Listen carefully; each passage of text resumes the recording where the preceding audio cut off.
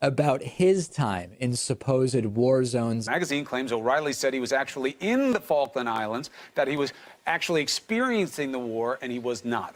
O'Reilly has recounted dramatic stories about his own war reporting that don't withstand scrutiny. All this, of course, is about the Fox News anchor Bill O'Reilly, accused of exaggerating the danger he faced covering the Falklands War in the early 1980s. But the claims did not stop there. Several of his colleagues also accuse him of lying about being present at the suicide of a JFK assassination witness. And the most recent claim suggests he also lied about witnessing nuns being executed in El Salvador in the 1980s. Marina Portnoy, she takes a closer look at the standoff in the U.S. media. This is NBC Nightly News with Brian Williams.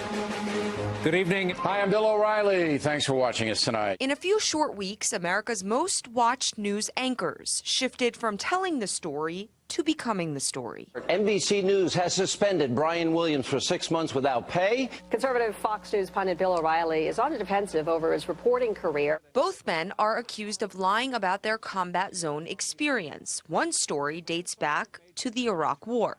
The story actually started with a terrible moment a dozen years back during the invasion of Iraq, when the helicopter we were traveling in was forced down after being hit by an RPG. I want to apologize. I said I was traveling in an aircraft that was hit by RPG fire. I was instead in a following aircraft. The other tale related to the Falklands War. Because I was in a situation one time in a war zone in Argentina in the Falklands where my photographer got run down and then hit his head and was bleeding from the ear on the concrete, and the Army was chasing us. I had to make a decision, and I dragged them off. And then the Army comes running down, and the guy points the M16 at our... Some journalists working with Bill O'Reilly at the time dispute his war zone claims. It wasn't a combat situation by any sense of the word that I know. There were no people killed. He said that he saw troops fire into the crowd. I never saw that.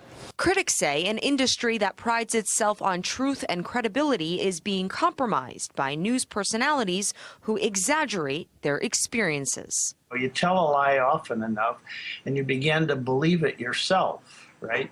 And I think that's what happens to these guys. You know, they start, saying I was there, I was almost there. And, over the years, they begin to believe all this stuff.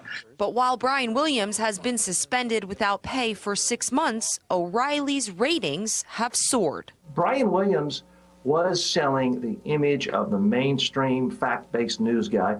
So this did hurt him. I actually predict that this whole controversy helps Bill O'Reilly.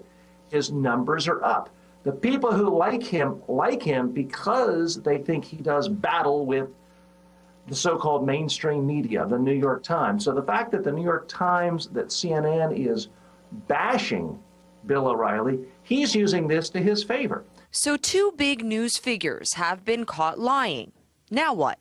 No one's watching them for the actual truth. You're basically putting in a tremendous amount of work to say the emperor has no clothes, when the emperor has spent like 20 years going, look at my dick, I'm naked. Woo! Marina Portnoy, RT, New York. O'Reilly denied accusations against him on social media. He tweeted that he will speak to a New York Times reporter who's among his biggest critics and bring all the proof he has. Head to RT.com for more on the heated claims over the fact-checking. A suicide blast killed one man and injured another in the Afghan capital Kabul, where a car packed with explosives slammed into a vehicle belonging to the Turkish embassy. The blast was outside the gate of the Iranian embassy, which is adjacent to the Turkish. The Taliban claimed the attack in a text message to the media, saying the target was, quote, a convoy of foreigners' vehicles. This is the first known attack on a Turkish target in the Afghan capital. A three-story building has collapsed in the heart of New York, bringing traffic in Manhattan to a standstill. The building, previously used as a garage, rained debris onto a nearby bus. No one on board the bus was hurt, although one person was pulled from the rubble of the building with serious injuries. A search is being made of the rest of the structure to make sure no one is trapped inside. 10,000 people marched through Haiti's capital to protest at the alleged mistreatment of the countrymen in neighboring Dominican Republic. It follows the death of a shoe shiner of Haitian descent who was killed in the Dominican city of Santiago. It's believed his death was an act of racist violence. An estimated 500,000 Haitian migrants live and work in the Dominican Republic, drawn there by bigger salaries than in their homeland. Flooding brought the Brazilian city of Sao Paulo to a standstill after several hours of heavy rain. One resident was fatally electrocuted and cars swept away water as emergency services tried to deal with traffic jams. Authorities declared a state of alert in several areas after severe damage to infrastructure. The flooding comes after Sao Paulo's worst drought in over 80 years.